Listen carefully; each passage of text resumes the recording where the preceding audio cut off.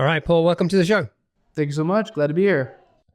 Do you have a favorite quote, something that inspires or motivates you that you can share with us? Yes, I do. Life begins at the end of your comfort zone. If you want to know why, I could tell you why. I think. Listen, like starting a startup is all about like, and especially as a first-time founder, doing things that you've never done before, and that's going to push you in many different ways. And I like to try to embrace some of that and say, hey, like that's living, man. You do things you've never done. You push yourself, and so anyway, that quote's always just stuck with me and is relevant every single day in what I'm doing here. Totally. I love that, actually. I had to think about that for a split second before. I never heard that one before. Okay. So let's talk about OnRamp. What does the product do? Who's it for? And what's the main problem you're helping to solve? Yeah, so OnRamp automates and orchestrates customer onboarding. And customer onboarding is that critical time from kind of when you sign a new customer to when they're getting value from your product or service. And we do this by giving our customers the tools to build, run, and measure their onboarding programs, as well as share those programs with their customers to complete them. We're a B2B SaaS business, and our customers are from a variety of verticals and a variety of industries. But it is a mix of both SaaS businesses and non-SaaS businesses. So we have a wide customer base, which is fun. Cool. And give us a sense of the size of the business. Where are you in terms of revenue, customers, size of team? Yeah, we're coming up on 100 customers. We have 25 employees, and we're doing 7 figures today. Great. And I think you have raised just a little over 14 million so far? That's right. Yep. Okay, great. So the business was founded in 2020. Let's go back to maybe like 2019. What were you doing at the time? What was your co-founder Ross doing? And where did this idea come from? Yeah. So at the time, I was leading customer success for a company called Troops, which was acquired by Salesforce after a few months after I left. My co-founder Ross was at business school, and so had all the time in the world to think about startup ideas. But actually, where we met was a company called VTS, which is a SaaS business in the commercial real estate space. And I actually led customer onboarding there. And Ross was on my team for a little bit before doing like operations, finance, accounting work. But that's really where the idea kind of seeded, for us. And Ross and I had kept in touch over the years and realized that, hey, the problems, we kind of asked ourselves, like, is the problems we face kind of scaling and creating amazing customer onboarding experiences? Was that just a VTS problem? Was that just something we were dealing with and like, seemingly really critical to us, but not anybody else? And fortunately, we were able to take some time and really validate that wasn't the case. And, we heard the same thing over and over again from a bunch of interviews that we did with other customer success leaders. And obviously that made us feel like we were onto something at the time. Okay, great. So you have this idea. A lot of people have ideas and do nothing with them. What was the case with you guys? How long was this just an idea you talked about? And how long did it take for you to say, okay, this is something that we're going to execute on? Yeah, for us, that was a period of probably about 3-4 months back in 2019. And as it was funny, Ross at the time, again, he was at business school. Fortunately, he was in a PM class, and they needed to have an idea for something to work on and kind of validate an idea on. And him and I had been kind of in the background thinking of different businesses we could potentially work on together. And again, we kept coming back to this idea of customer onboarding, customer experiences. And what we're able to do is Ross was like, you know what? I'm going to use this in my PM 101 class and see if we can get some validation on this and get some traction on it. And that honestly kind of kicked off, hey, this just an idea on a whiteboard and the whole thing to like, oh, what does the actual use case look like? What are the pains that we're actually solving? How would you actually think about this? Is a software product the right way to solve this, or is it something else? We were lucky at the time to be able to have those resources and him going through that experience to kind of help push us out the door, so to speak, at the time. And as part of that process, did he create a prototype, or was it just like a pitch deck, or what was it? Yeah, in the early days, it was just a big PRD and a presentation to a class. But, when him and I said, hey, this is actually something we think is worth pursuing and, quote, quitting our jobs over, in his case, not finding another one, we said, hey, we're two people who are not technical. How do we go validate this in the market? And we ended up using a tool called Bubble, which is a no-code platform to build a prototype. We learned it as best we could, build a prototype, and that led us to get in front of folks and say, like, would you actually pay money for the solution that we're bringing to you? Love that. You and I were talking about Bubble earlier and how, I mean, there's a lot of AI tools around, but Bubble's been around for years, and it's amazing how much you can get done even on a product like that if without AI, if you have no technical skills. Now, so both of you non-technical, you don't have a technical co-founder, you want to build this product, so you're having to teach yourself how to use Bubble in order to be able to build the product. What did it actually do? Like, how sophisticated was it? The version I built, not very sophisticated. And to make matters, more interesting, right? As I mentioned, we're not just a tool for, our customers to use that can just be used internally. There's actually that component, but then there's, what we call the customer portal or their customer facing component. So, imagine trying to add that complexity to a tool like Bubble. I think for us, like what we did initially was, we realized that, what really got people excited about the idea was this idea of, hey, give me something amazing I can put in front of my customers to take them step by step through our onboarding program. So with the first version of Bubble, we basically just built that, and a very, very simple version. And the question that we tried to answer at the time was, A, will you pay money for this? But B, is this something you will actually put in front of your customers? Like, is this good enough to, where's that bar, right? And I think we realized pretty quickly that there's really nothing in the market to solve this. And so, despite it being super simple, despite it being Bubble, like people were willing to use it. And that, I'll never forget the first couple customers who actually did that, for us. That was a pretty watershed moment for us. So you were able to actually sell the Bubble product. It wasn't just a prototype. Yeah. Now our customers at the time, I don't think they knew it was on Bubble. That was not widely advertised, but yeah. And I mean, listen, early customers, right? You're talking like $100 a month or something. I even forget at this point. But the point is less about the how much. It's more, will you actually pay for this? And so the answer for us was yes. And that was obviously really exciting. Felt like we were onto something. Okay, let's take a quick breather here.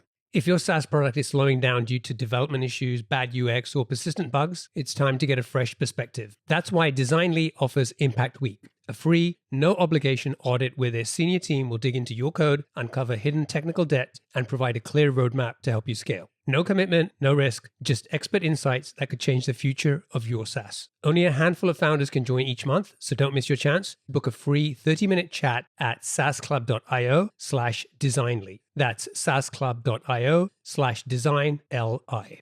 Okay, great. So you kind of go through this process, you get like those first 10 customers or so.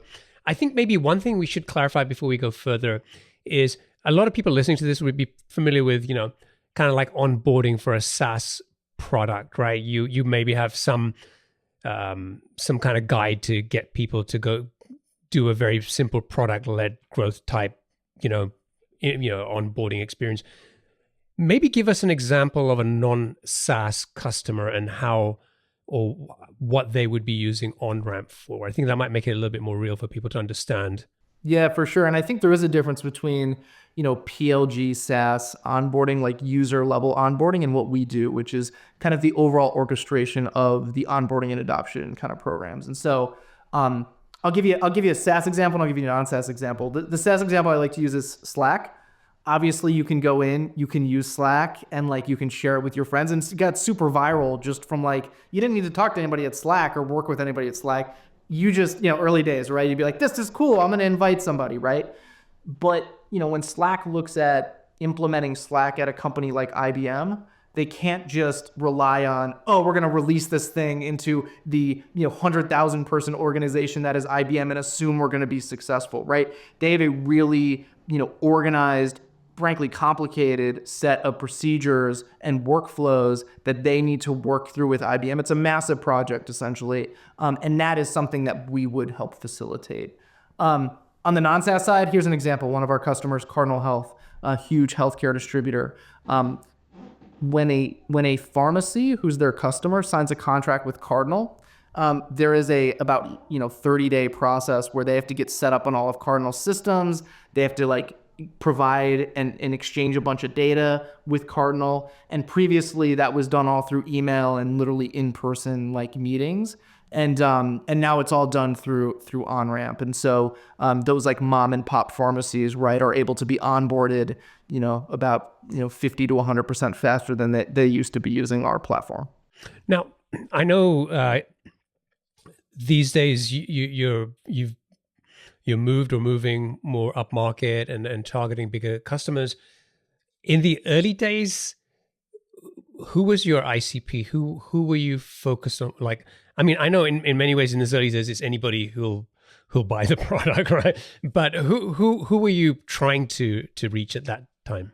Yeah, it was, again, this came birthed out of kind of Ross and mine's experience at VTS. And so we tried to find lookalike SaaS companies who had a, white glove, largely white glove onboarding process, right? Somebody who wasn't our ICP was, this is a totally PLG product. I'm going to use Appendo or some other tool to like onboard my users, right?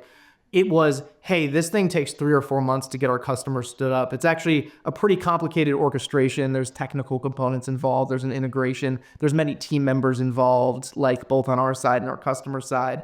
And so, for us in the early days, it was, it like classic, but like it works like other startups that fit that bill. And it had to be other startups because at that time, we couldn't go to a Fortune, 500 customer and say, hey, we're 2 people in a garage. Like, will you take this on? We just learned to use Bubble and we got this product. We just learned to use Bubble. I think the thing about our tool that's interesting is, this is something that, is a key component of your customer journey. This isn't something that's just like, oh, hey, we're selling to an engineer. Go use this off to the side and tell us if it's interesting. If it is, great. If it isn't, like, cool, we're going to learn, but no skin off anybody's back. This is like, you're going to use this for your customer onboarding. That's a big, like, that's a big promise that we have to fulfill. And so for us, like going to those earlier stage companies that were willing to take more risks, like, and be more entrepreneurial minded, that was really where we cut our teeth in the early days, and learned a ton from. I think you told me that Outbound had been one of the biggest growth channels for you. Can you tell me about how things got started and maybe one of the bigger challenges you had in getting that working for you? Yeah, I mean, outbound's hard, right? Like it's drumming up demand from nothing is not easy. Everyone wants to ideally just hit the ads button and just be like, oh, we're just gonna have inbound leads all day, come to us. And and for us in the beginning, that worked for a little while. And we had a heavy Google Ads presence, right? And it was working from the perspective of it brought in folks, but they often were not our ICP. They were often, for example, trying to figure out how to even set up their onboarding program, right? And they were looking for a services business, not a SaaS business. And so what we realized was that the customers who we can best serve are those who are trying to scale and automate and grow and grow their onboarding programs. And those folks were not coming in from Google. Google Ads was not a way to reach those folks. And so we had to kind of pivot our strategy and really rely on outbound various outbound channels, which I'm happy to kind of talk through, to bring in the right type of customers, right? Which is ultimately what we're trying to do. Yeah. Let's talk about that. Maybe tell me about one of those outbound channels. Yeah, LinkedIn's a big presence for us, and increasingly so. And I am the first to admit I get annoyed by some of the LinkedIn drivel and some of the what I would say is less than valuable posts. But I'll tell you this: I think used to great effect, it can work really, really well. And for us, we realize it's where our buyers are. It's where they hang out. It's what they watch and listen to. And so, like, for us, it's just For us, I think it's twofold. One is it's driving awareness of our product category and who we are, and LinkedIn's huge for that. And I'd be happy to share some tactics that we've used for that. But two is like, yeah, we've also shifted our paid dollars there as well, and that's been successful and is picking up. So for us, that channel has just made a lot more sense than a just purely Google Ads strategy. So yeah, maybe talk a little bit about LinkedIn and maybe LinkedIn ads, how that works. So what kind of ads are you running? How are you getting in front of the right people? And then once they do raise their hand, what does that buyer journey typically look like? The ads, we're testing them all the time. So we're testing content, all types of content. But what I would say is, and it's true of any social site, is videos, rich content far, outpaces text for us a lot of times. And as far as who we're targeting, LinkedIn does a great job of giving you the tools to say, hey, I'm targeting, for us, it's SaaS with these specific personas in these specific verticals, and we're able to test that, right? So that's been fairly easy for us to set up and get going on. But I would say the content's really interesting, right? Like, as a new product category, you don't necessarily have people searching or looking for customer onboarding software. It's kind of new. So what you have to do is really speak to the problems and speak to in our case, these customer success directors, VPs, managers, in a way that, drives, top of funnel awareness for your product category first, and then convince them, hey, we're the right solution, for this. But in many times it's a problem they didn't even know that they had, and they know it once they hear it, but it's one of those, like, they have to be told that they have this problem, first before actually finding a solution for it. So I say all that because a lot of our ads and a lot of our content is really driven towards those things, and so for us, that's what's been successful in driving the leads that we really want, the people that we want to bring in. Yeah, I mean, this is not like selling a CRM where somebody's saying, I need a new CRM. I go in shopping and pick one. Here, you're having to go much higher up in the funnel and educate people about the problem that they have, but don't fully realize that they need to solve, or have just accepted that this is the way it has to be. I guess that's always a challenge when you're anytime you're kind of building a new category.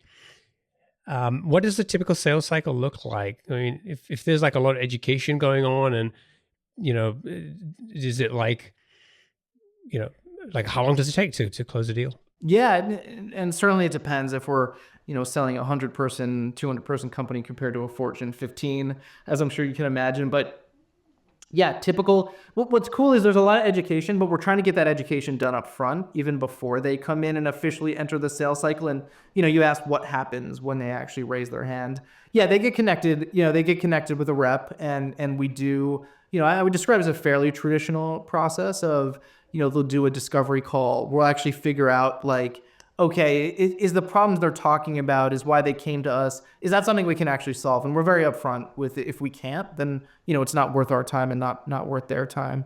But from then, it's a series of what tends to be demos and getting the right people on board. And, it's your product or solution is half the battle of selling. The other half is getting, the customer, getting everyone aligned to, internally to, again, like selling upward, selling outward, getting as many, champions as you can, involved in the process. And, what that culminates for us is, about a 60-day sales cycle, like end to end on average. But, a bigger company can take 6 months, right? An enterprise can take 6 months, where you're just driving it. You feel like you're having the same conversation 8 or 10 times, but it's all slowly chipping away at building that momentum, and having your customer feel comfortable, with bringing a startup on board, right? Which is a big, bet for them to make ultimately.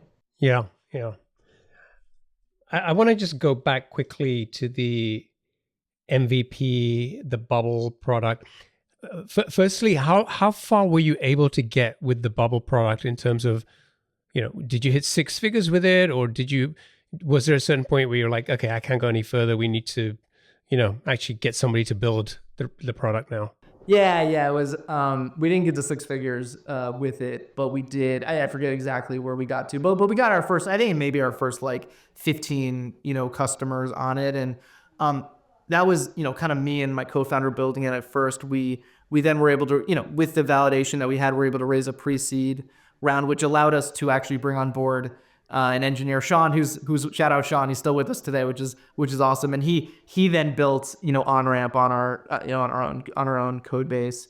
And for us, I think it was pretty clear that trying to scale Bubble beyond that first 15, 20 customers and trying to get to six figures, it wasn't gonna, we were running into, at that point, we were running into too many like, okay, we can't quite do this with this tool. But we know that this is the thing that people want. Let's go for it. And for us, going for it meant actually hiring a real technical talent to build it out, right?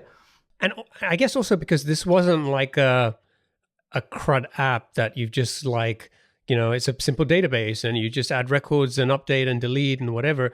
You had to build this thing to solve a problem, and then you had to build it for your customers to be able to use with their customers, as you said earlier. And things start to get pretty meta and kind of complicated very quickly when you're trying to do something like that. It does, and it's fun when we obviously use OnRamp to onboard our own customers, and so they're using OnRamp, as that we call them end customers first, and then they're using it to onboard their customers. It gets very meta, but yeah, to your point, like a Bubble or some of these other tools, I think if it is just kind of a CRUD app and something that can be used internally, I think it would have legs to go further.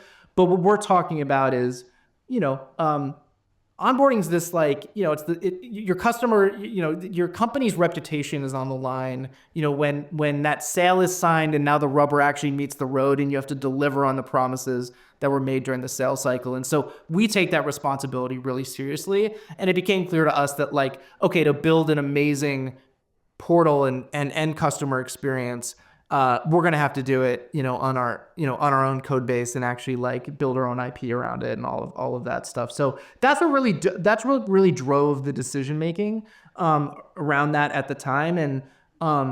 And yeah, it was there was months where we had to like manage that transition and try to still like sell and bring people into Bubble, but they were we were transitioning. So that was an interesting time, but when we did it, we haven't looked back from there. Now, the other thing you told me about the MVP was that you were like, hey, we built this MVP and we got the viable and the product part right, but we weren't very good with the minimum piece. Tell us a little bit about what happened.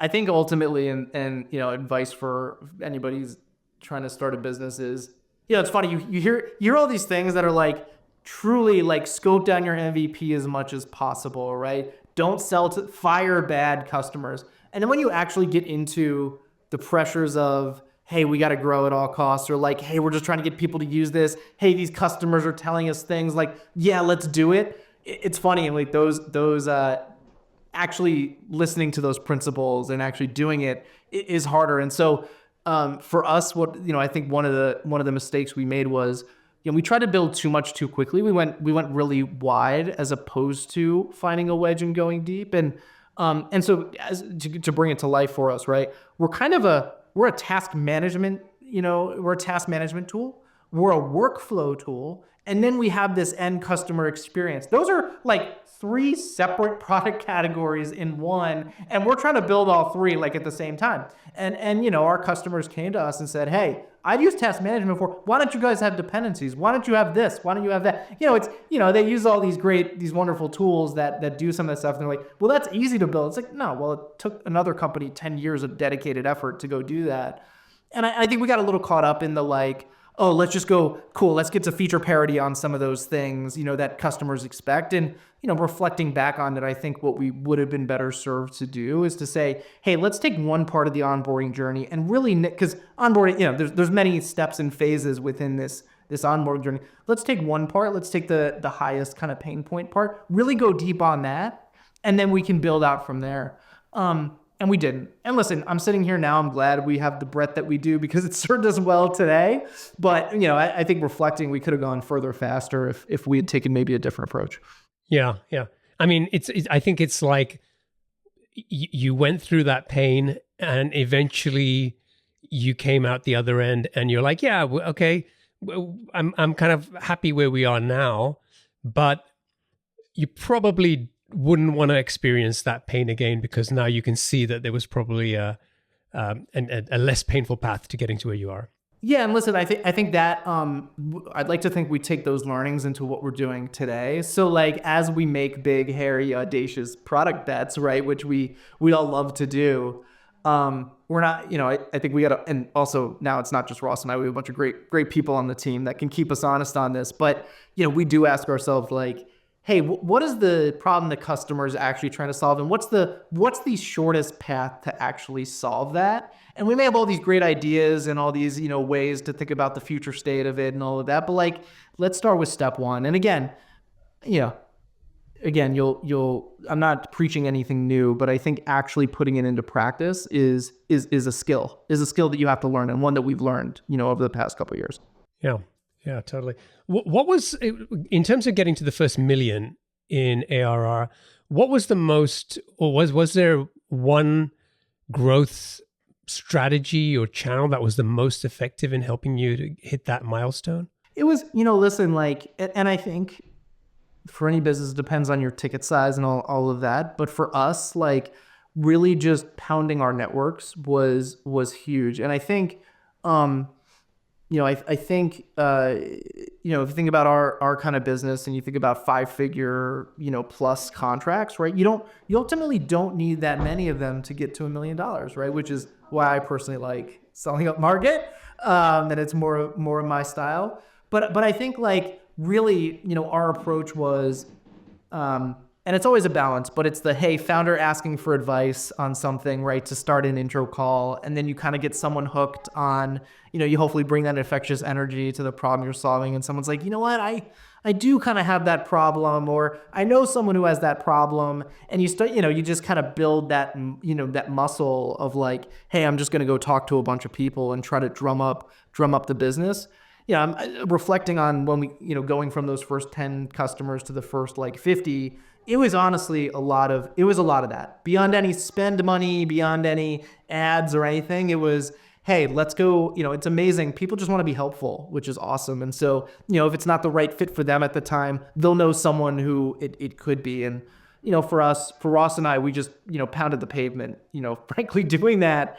And we're able to learn a ton along the way. Now, that's not scalable, right? Like ultimately that network runs out or that, whatever. But I think, getting to your first million, that can be a really viable strategy. Again, assuming you have the ticket sizes to kind of be able to do that effectively. Did you try cold email outreach? We did. We've tried cold email outreach a lot, and it is dead in my opinion, respectfully. I think like listen, cold email without that anybody having heard of you is just like, the open rates have gone down significantly over the past 5-10 years.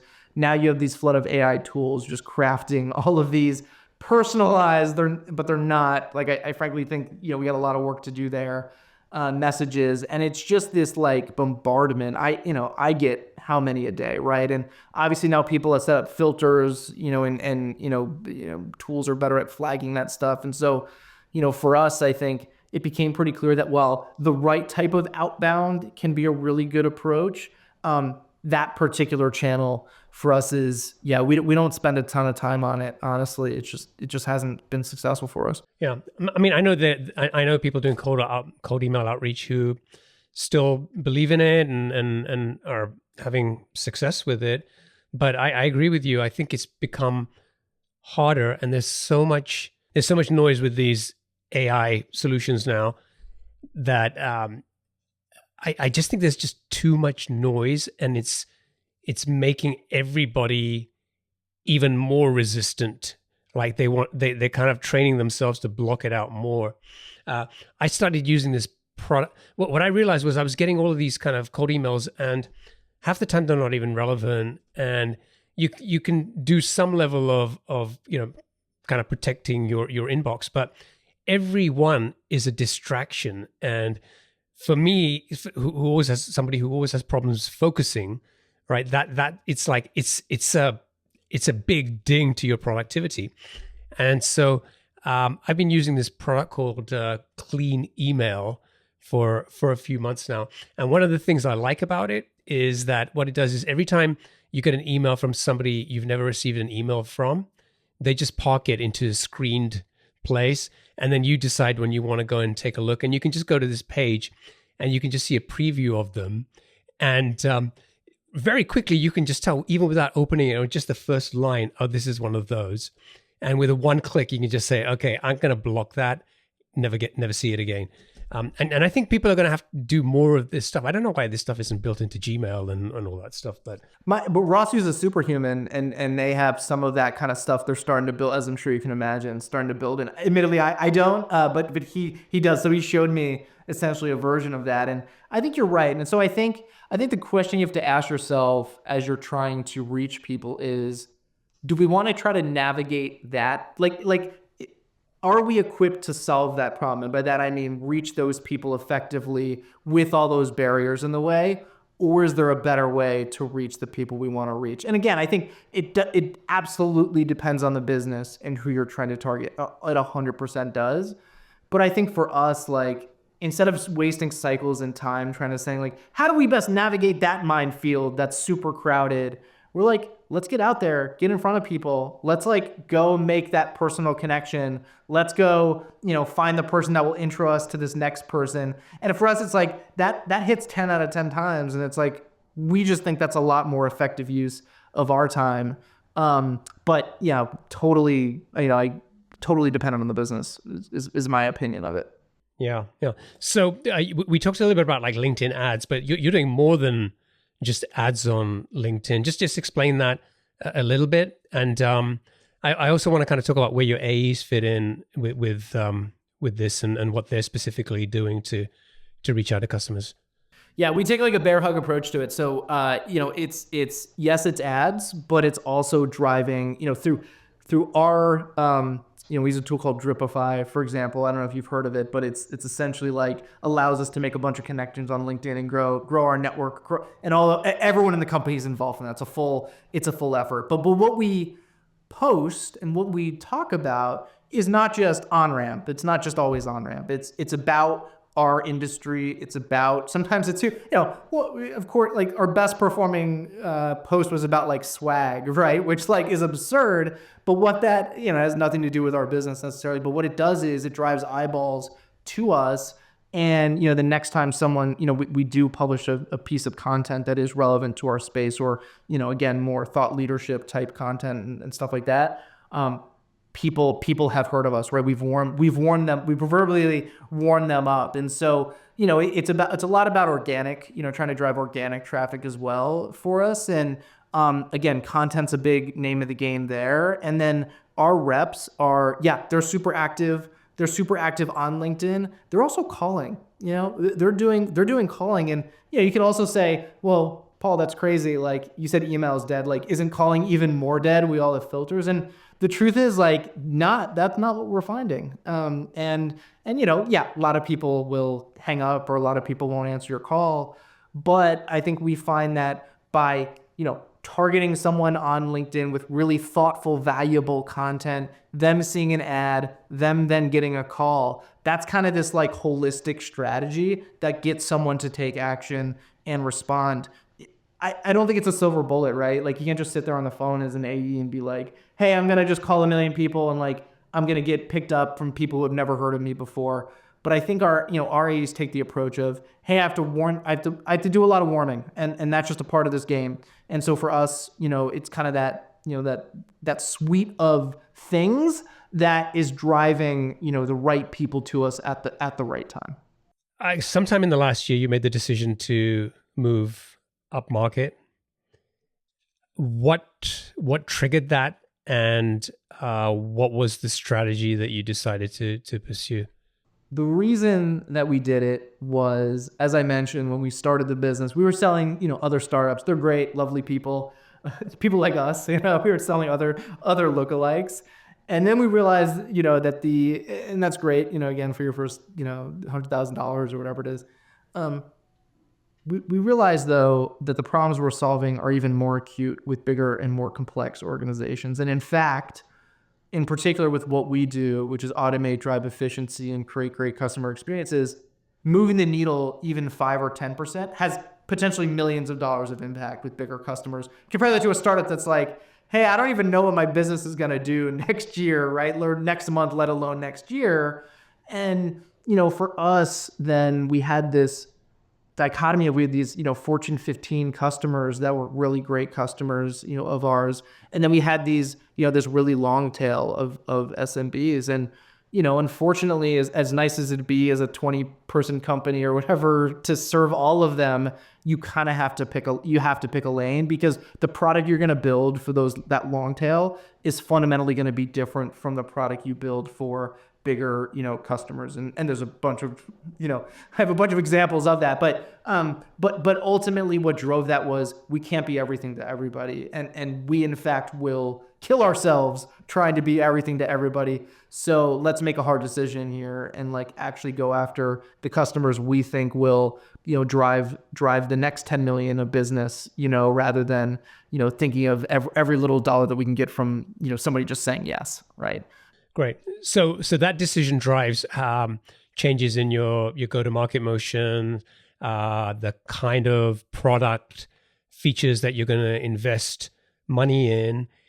What did it mean for existing customers who, the SMB type customers? Are they still around? Are they still using the product? Yeah.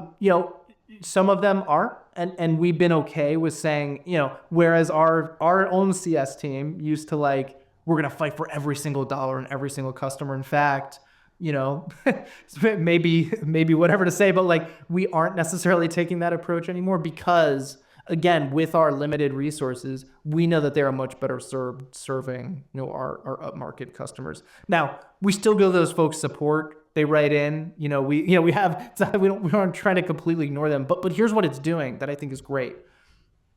It is frankly weeding out the ones that weren't really good fits to begin with. And it's keeping the ones that actually will grow into, a meaningful, business for us in the future.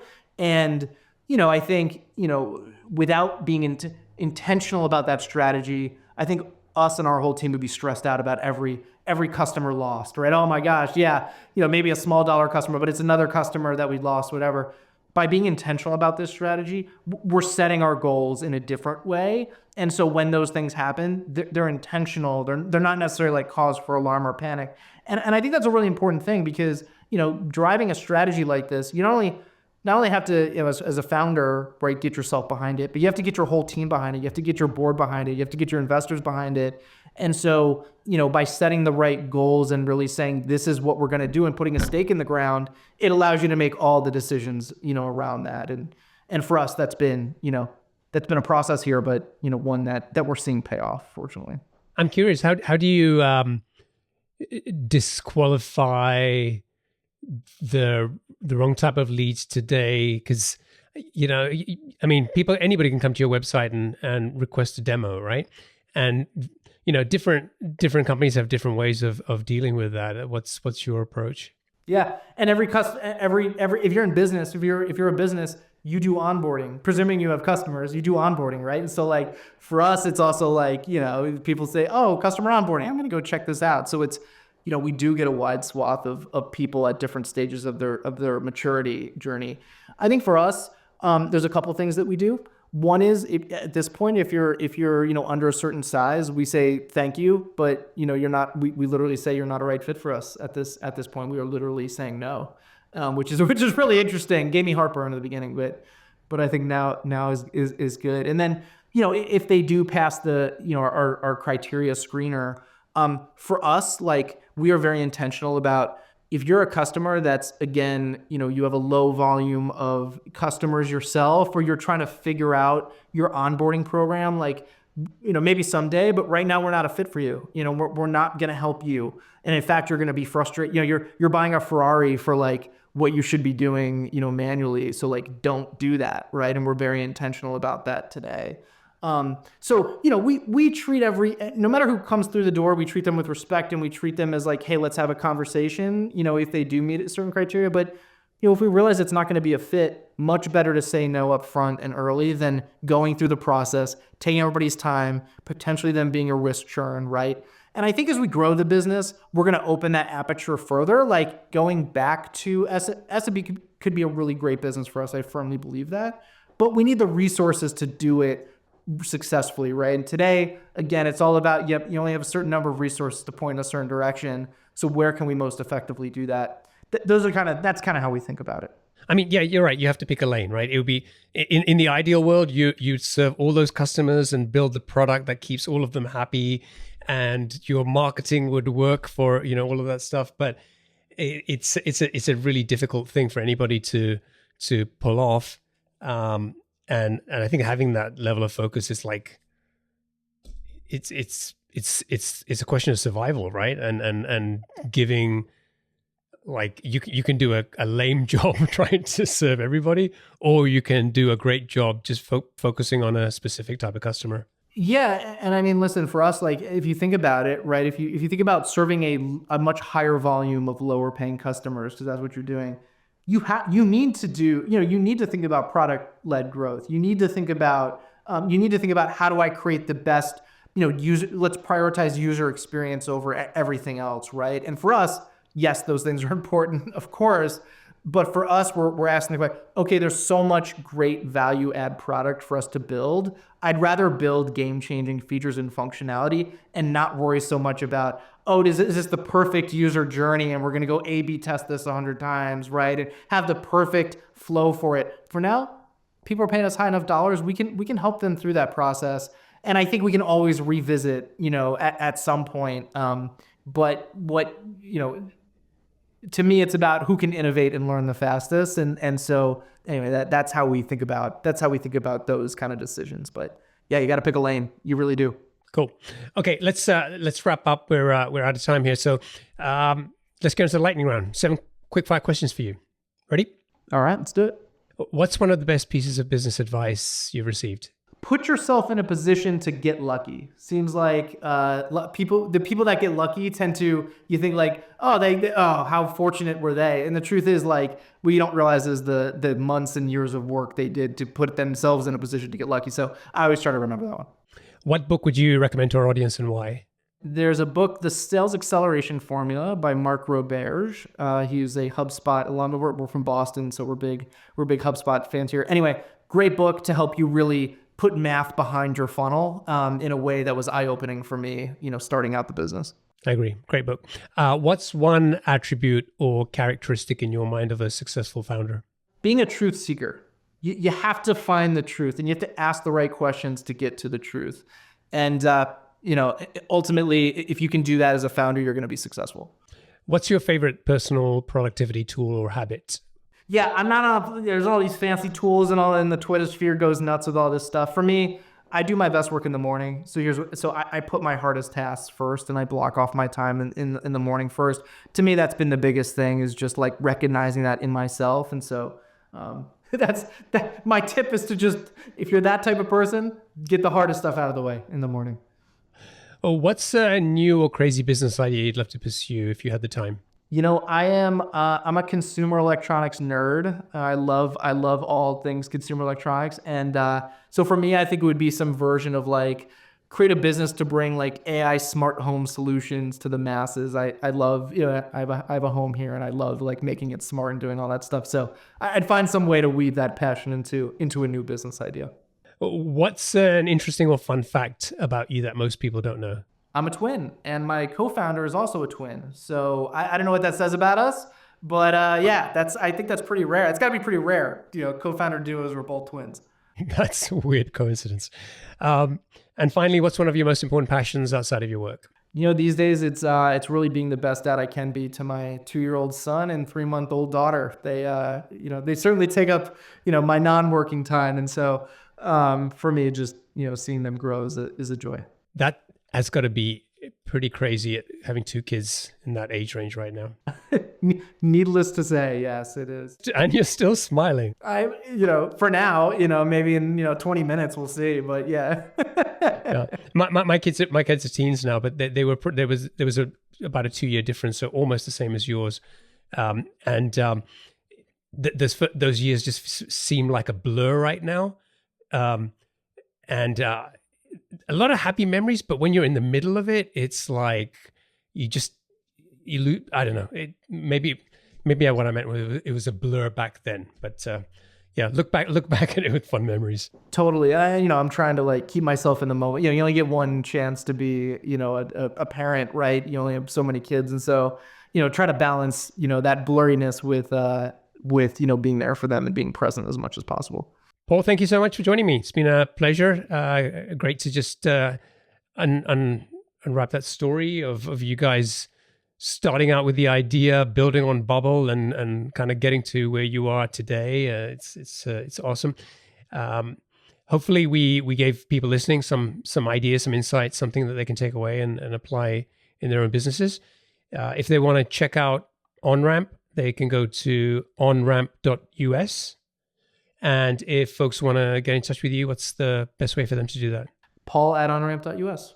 I wish you and the team the best of success. Thanks so much. Cheers.